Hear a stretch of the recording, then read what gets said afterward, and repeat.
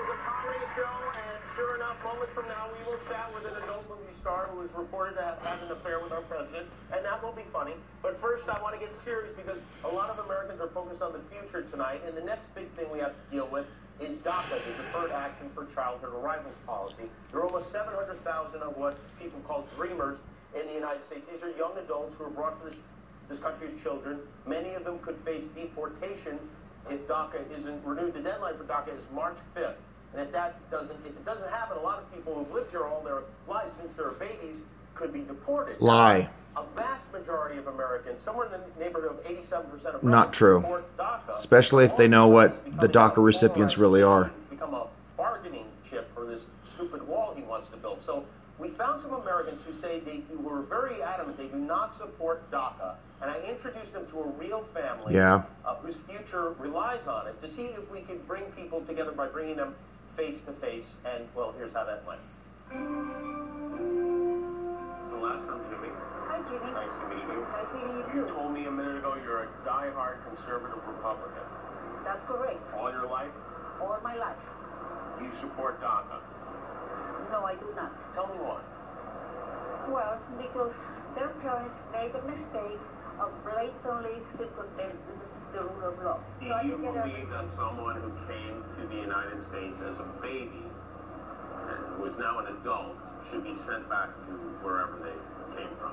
I look at it this way. If they're an adult, they know they're here illegally, they can do as much as they can on their part to get legalized. At that point, No there's no exceptions. excuse. Correct. If you're in this country illegally, you need to be deported. DACA recipients have been blessed to be in this country. They can take the skill sets they have, go to their home countries, and come legally. Well, my position is I'm not responsible for their parents' decision to bring them here. See, what I want every single dreamer deported. I want to start deporting dreamers even before MS-13. Can I ask you a question? You don't play Santa at the mall ever, do you? No. Would I send them back? Well, I would focus on criminal aliens, which is what... You would not. If they had no criminal record, you would not send them back. You know, I You think... support DACA, you just don't realize it. We're not trying to stop people from coming over here. We just want to slow it down and tell them to stand in line. I want you to meet somebody, okay? All right, come with me, please. Come on, let's go inside. So, this is Esmeralda, and this is her daughter, Rose.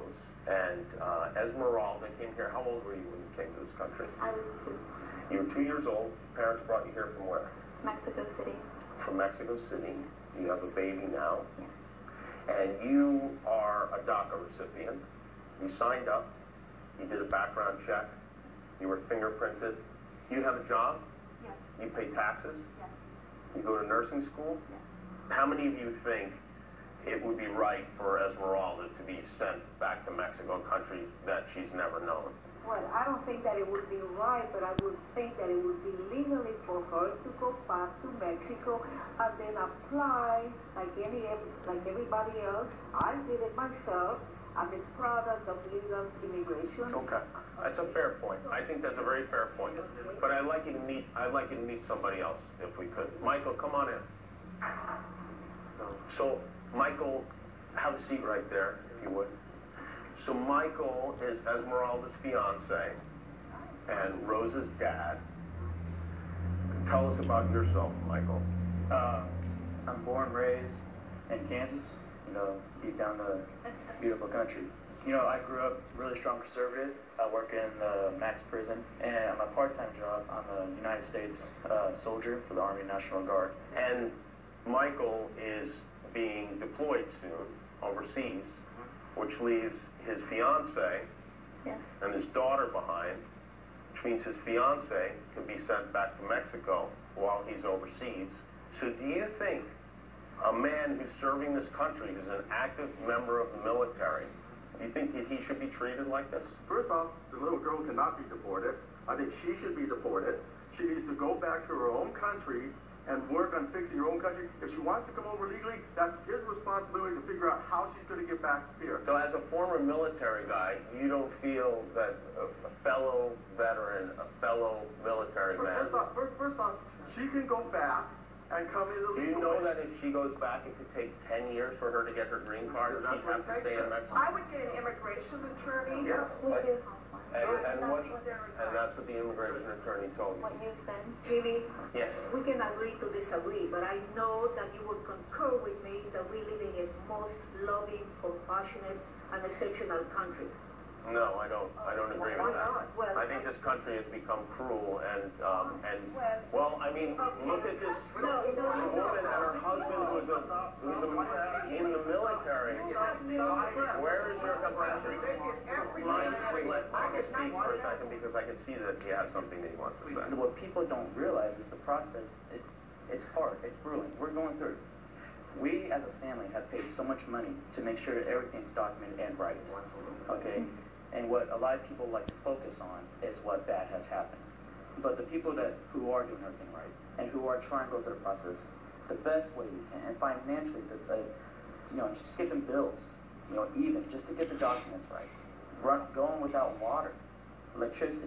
There was a young man who was 22 years old at UC Irvine, and I spoke to him calmly and cogently. And I said, "You are here illegally. This is not your country." I'm trying to imagine you as a little boy. Okay? Yeah. Well, I think I can. When she was 5 years convinced she came over that border, overstayed, how would she do this? Illegal. Okay? She's in violation of the Constitution, no matter how it is. I'm telling you. She did nothing wrong. She was a baby. You say that you work, right, and that you pay taxes, but you don't have a social security. Yes, I do. If you have DACA, can I speak? Yes. If you receive DACA, Which was unconstitutional. if you receive DACA, you get your social security card granted by the government. It has my name. It says with DHS authorization. And with that, you have to go get your biometrics done to get a work permit.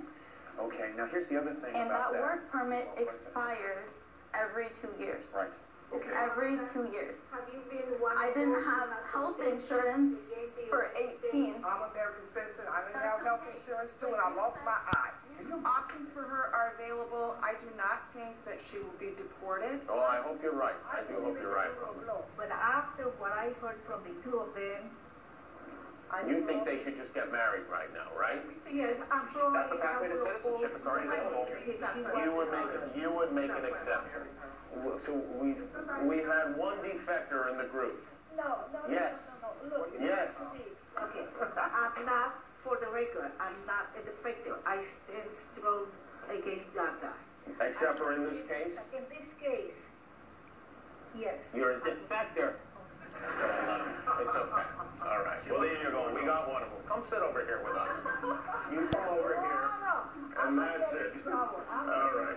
Look at how cute that kid is. That kid should be here. We made almost no progress, but I would like to thank everyone for spending their mornings. Support the other 700,000. Right. We got Van Santa over here. All right. Thank you. All right. I'll let that go.